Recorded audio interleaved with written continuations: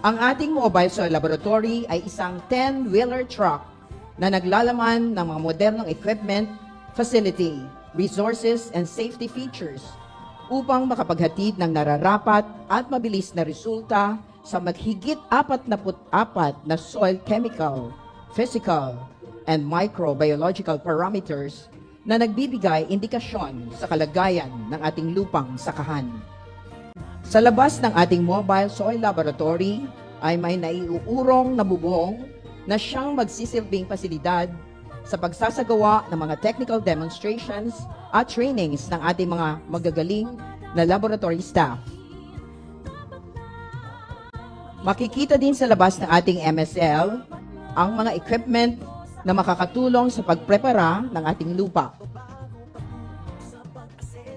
Maaari din gamitin dito ang water and soil test kit. Kayang mag-analisa ng 9 na quick parameters. Ang ating MSL ay may 3 pagkukunan ng kuryente habang ito ay nasa mga probinsya. Ito ay ang generator, alternative current, at maging ang ating solar power panel. Sapat ito upang mapagana ang mga equipment ng ating mobile soil laboratory. Makakapasok lamang ng ating mobile soil laboratory ang mga taong rehistrado sa security system nito. Ang unang parte ng ating MSL ay ang soil chemistry section na naglalaman ng 18 equipment upang makapag-analyze ng 13 soil chemical parameters at 13 water chemical parameters. Makikita po natin na ang ating MSL ay kumpleto sa state-of-the-art equipment upang masuri ang chemical, physical, microbiological properties ng ating lupa dahil naniniwala ang DABSWM na lahat ng ito ay mahalaga sa pag-alam ng kalusugan ng lupa para sa tamang dami, uri at timing ng paglalagay ng abono. Maraming salamat po sa walang sawang suporta ng ating pinakamamahal na Pangulo, Ferdinand Marcos Jr., Department of Agriculture Secretary Francisco P. Laurel Jr. at ang ating butihing Direktor Gina Padenilo na siyang nanguna sa paglunsad ng ating mobile soil laboratory. Mga kababayan, ang Pangulo ng Republika ng Pilipinas, His Excellency Ferdinand R. Marcos Jr. Salamat po, Secretary Laurel. Ngayon naman po atin pong panoorin ang isang short video presentation tungkol sa Mobile Soil Laboratory.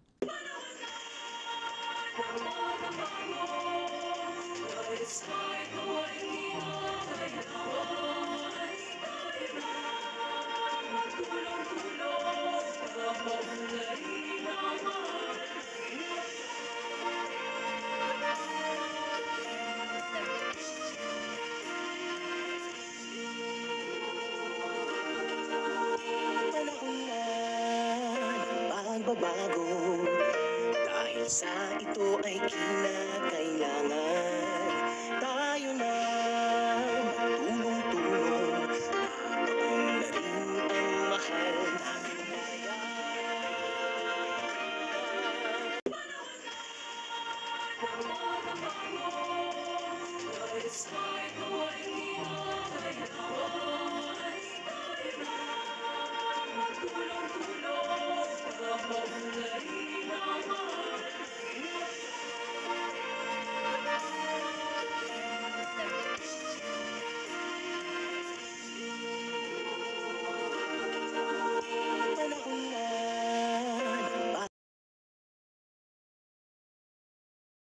Maraming salamat po. Sa puntong ito, inaanyayahan po natin muli si Secretary Laurel upang ipakilala ang ating panauhing pandangal.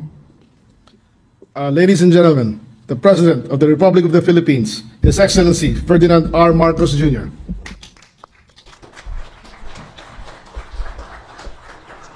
Thank you to the Agricultural Secretary, Secretary Kiko Laurel. Please take your seats.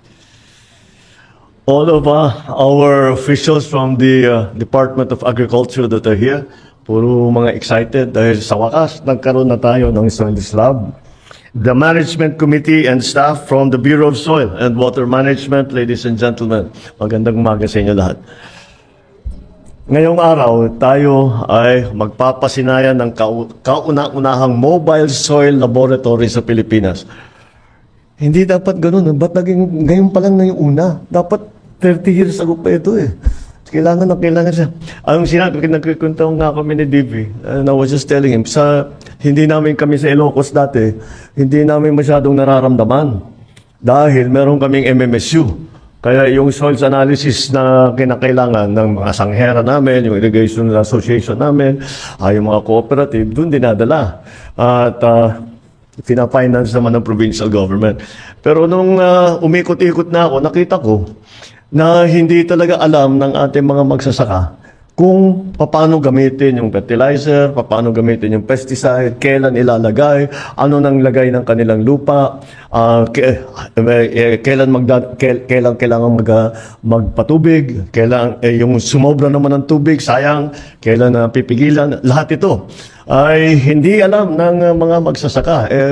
Native talent lang ang kanilang ginagamit. Tinitignan lang yung, meron kami mga farmer sa Ilocos, tinitikman yung lupa para malaman kung may acidity. Talaga. Kumusta na dito? Kukunin yung amoy-amoy. Ano ginagawa mo? Pero ganun na lang. It was a very inexact science. Ito, kaya ngayon, ang araw na ito, makasaysayan, dahil makasaysayang hakbang na nagbibigay din sa kahalagahan ng agrikultura sa ating adhikain nang masiguro ang sapat na pagkain, maunlad na pamayanan at mas nagkakaisang bayan. Ang tagumpay na ito ay patunay na ang ating walang pagod na hangarin na patatagin ang ating ekonomiya sa pamamagitan ng pag-alalay sa ating mga magsasaka. Sa pagbibigay sa kanila ng makabagong kaalaman at teknolohiya, tinutulungan natin silang maging handa sa hamon ng makabagong panahon. Sa tulong ng Bureau of Soils and Water Management, na isakatuparan natin ang pagkakaroon ng Mobile Soil Laboratory. Ang walang patid nilang dedikasyon ay hindi lamang nagbibigay pugay sa alaala ng aking ama, si Pangulong Ferdinand Marcos Sr., kung hindi isang halimbawa ng kakayahan nating magbago at magpaunlad ng buhay ng ating mga kababayan. Alinsunod sa National Soil Health Program, ang Mobile Soil Laboratory o MSL ay sumasailalim sa ating layunin may lapit ang mahalagang serbisyo ng pagsusuri sa lupa sa mga lugar na lubos na nangangailangan nito. May kakayahan ang MSL na magsuri ng higit 40 chemical, physical at microbiological parameter ng lupa at tubig. Sa pamamagitan nito, matutulungan ang ating mga magsasaka na masigurong malusog ang kanilang lupa, ang pundasyon ng mas mataas at mas masaganang ani. Tumatayo rin ang MSL bilang isang sentro ng kaalaman. Ang MSL ay nagsisilbing pasilidad para sa training at pagtuturo ng mga bagong teknolohiya at bagong pamamaraan. Sa pamamagitan ito, magkakaroon ng pagkakataon ng ating mga magsasaka na makapagsanay upang mas maunawaan nila ang potensyal ng kanilang lupa at ibang likas na yaman. Mahalaga rin na ipabatid ng mga resulta mula sa pagsusuri ng lupa ay maitanggap ng ating mga magsasaka sa loob ng 5 araw sa pagsumiti ng soil sample nila. Depende sa pagiging komplikado ng pagsusuri. At sa unang taon ng operasyon ng MSL, ang lahat ng serbisyo ito ay sasagutin ng buo ng BSWM. Kaya wala po kayong kailangan alalahanin at babayaran dito sa susunod na taon. Layunin ng proyektong ito na bigyan ang ating mga magsasaka ng kaalaman at teknolohiyang magagamit nila na siyentipiko na paraan ng pagsasaka. Sa ganitong paraan, mapapalagaan nila ang kalusugan ng kanilang lupa, magagamit ng tama, ng pataba at makakamit ang mas mataas na ani. Hindi lamang ito'y nakakatulong sa ating mga magsasaka. Ang mga datos na makakalap mula rito ay magbibigay din sa ating mga tanggapan na mga impormasyon upang makabuo ng patakaran na sumasailalim sa tunay na pangangailangan ng ating agrikultura at sa bawat lugar dahil iba-iba ang sitwasyon. Sa simula, tutungo itong Mobile Soil Laboratory sa mga lalawigan ng Nueva Ecija, Tarlac, Zambales, Bulacan, Pampanga, Aurora at Bataan. Mananatili ito sa bawat probinsya ng halos 2 buwan at magbibigay ng serbisyo sa 10 magsasaka bawat araw. Ngunit, simula pa lamang ito, sa unang bahagi ng 2025, layunin natin maglunsad ng karagdagan 16 pa na mobile soil laboratory sa buong bansa. Isa bawat rehiyon. Ang proyektong ito ay nakaugat sa Presidential Decree number 1435 na nag-uutos sa BSWM na palakasin at paunlarin ang kapasidad ng ating soil laboratory. Patuloy natin susuportahan at palalawakin ang kapasidad ng ating mga kasalukuyang soil laboratory na matagal nang katuwang ng pamahalaan sa pagsusulong sa kaunlaran. Kasabay ng paglunsad ng proyektong ito ang ating pagdiriwang ng World Soil Day.